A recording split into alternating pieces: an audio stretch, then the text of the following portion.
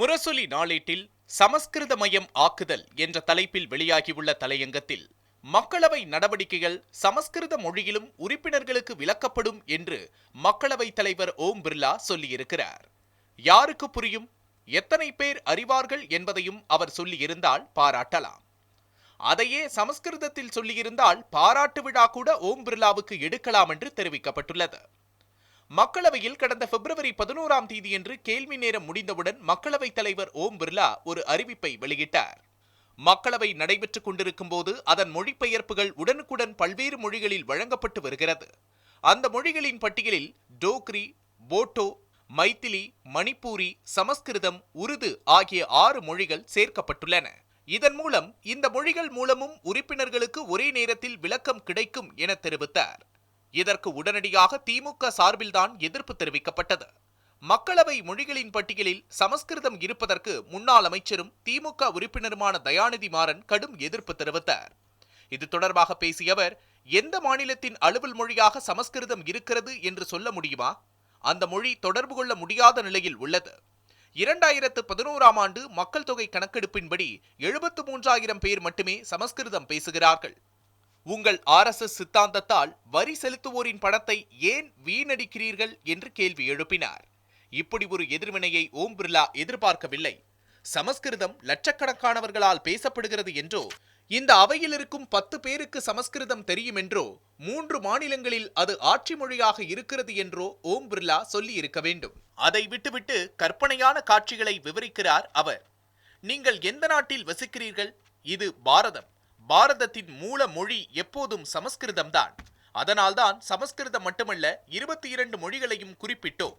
சமஸ்கிருதத்துக்கு மட்டும் ஏன் ஆட்சேபனைகளை எழுப்பினீர்கள்? இந்தியாவில் 22 மொழிகள் நாடாளுமன்றத்தில் அங்கீகரிக்கப்பட்டுள்ளன. சமஸ்கிருதம் மற்றும் ஹிந்தி உட்பட அந்த 22 மொழிகளில் ஏதேனும் ஒன்றில் விவாதங்கள் நடைபெறும் என்று கூறியிருக்கிறார் ஓம் பிர்லா. பாரதத்தின் மூலமொழி என்று ஓம் பிர்லா எப்படி சொல்கிறார்? எந்த ஆய்வின் அடிப்படையில் சொல்கிறார்? அப்படி உலகம் ஏதாவது ஒப்புக்கொண்டிருக்கிறதா? RSS வாதிகளின் மூல தத்துவம் சமஸ்கிருதம் என்று சொல்லுங்கள், ஒப்புக்கொள்கிறோம். இந்திய நாட்டை சமஸ்கிருதமயம் ஆக்கப் போகிறோம் என்று சொல்லுங்கள். உங்கள் நோக்கத்தை வெளிப்படையாக விமர்சிக்க தயாராக இருக்கிறோம். ஆனால் பாரத நாட்டின் மூல மொழி சமஸ்கிருதம் என்பது உலகம் ஒப்புக்கொண்ட உண்மையல்ல. சனாதன சக்திகள் தங்களது நோக்கத்தை நிறைவேற்றுவதற்கு சமஸ்கிருதத்தை மூலமாக பயன்படுத்துகின்றன. ஜாதியால், வர்ணத்தால் பிரிக்கப்பட்டுள்ளார்கள் மக்கள் என்பதற்கு மூலமாக சமஸ்கிருதம் இருக்கலாம். கோடிக்கணக்கான மக்களை சூத்திரர்களாக, பஞ்சமர்களாக ஆக்கியதற்கு மூலமாக இருப்பது சமஸ்கிருதம்தான். சமூகத்தின் சரிபாதியான பெண்களை உரிமையற்ற பதுமைகளாக ஆக்குவது சமஸ்கிருத சூத்திரங்கள்தான். கடவுளுக்கு உகந்த மொழியாக சமஸ்கிருதத்தை உருவகம் செய்து மற்ற மொழிகளை தாழ்த்தியது இந்த மேலாதிக்கம்தான். எனவே பிரிவினையின் மூலம் சமஸ்கிருதம் என்று சொல்லலாம். இந்தியாவின் மூலமாக சொல்ல முடியாது. சட்டத்தை சமஸ்கிருதம் ஆக்குவது, திட்டத்தின் பெயரை சமஸ்கிருதமாக்குவது, இதுதான் அவர்களது திட்டம். புதிய கல்விக் கொள்கையே சமஸ்கிருத கல்விக் கொள்கைதான். இந்திய செவ்வியல், செம்மொழிகளின் முக்கியத்துவம், தொடர்பு மற்றும் அழகியல் போன்ற காரணிகள் புறந்தள்ளப்பட்டுவிடக் கூடாது.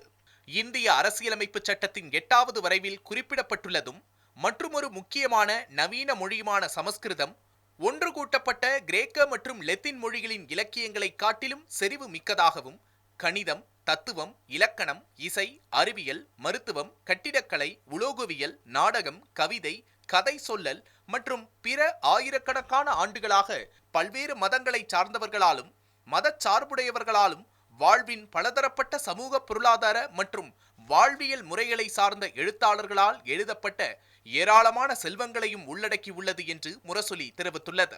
எனவே சமஸ்கிருதம் மும்மொழி பாடத்திட்டத்தின் ஒரு மொழியாக பள்ளிக்கல்வி திட்டத்தின் எல்லா நிலைகளிலும், கல்லூரிகளிலும் ஒரு முக்கியமான வளமூட்டக்கூடிய விருப்ப பாடமாக வழங்கப்படும். இந்த மொழி சுவையுடனும் அனுபவ பூர்வமாகவும் மட்டுமல்லாமல் தற்காலத்திற்கு பொருந்தும் வகையில் சமஸ்கிருத ஞான மரபுகளின் வழியில் முக்கியமான ஒலிப்பு மற்றும் உச்சரிப்பு முறைகளின் மூலமாக கற்பிக்கப்படும். ஆரம்ப மற்றும் இடைநிலை சமஸ்கிருத பாட புத்தகங்கள் எளிய, தரமான சமஸ்கிருத மொழியில் எழுதப்பட்டு மாணவர்கள் உண்மையிலேயே அனுபவித்து கற்கும் வண்ணம் சமஸ்கிருத மொழியின் மூலமே கற்பிக்கப்படும் என்று புதிய கல்விக் கொள்கையில் இருக்கிறது. இதனால்தான் அந்த கொள்கையை நாம் கடுமையாக எதிர்க்கிறோம். அவர்கள் புதிய கல்விக் கொள்கையை திணிக்க காரணமும் சமஸ்கிருத மேலாண்மையை நிறுவுவதற்குத்தான். ஹிந்தியை ஆட்சி மொழியாக ஆக்குவது RSS அமைப்பின் நோக்கமல்ல. அவர்களுக்கு சமஸ்கிருதத்தை ஆட்சி மொழி ஆக்குவதுதான் இறுதி இலக்காகும். சமஸ்கிருதம் ஆட்சி மொழி என்றால் அடிக்க வருவார்கள். அதனால்தான் ஹிந்தியை முதலில் சொல்கிறார்கள். ஹிந்தியை உட்கார வைத்துவிட்டு சமஸ்கிருதத்தை பின்னர் எடுத்து வரும் தந்திரம்தான் இது என்று முரசொலி தனது தலையங்கத்தில் குறிப்பிட்டுள்ளது.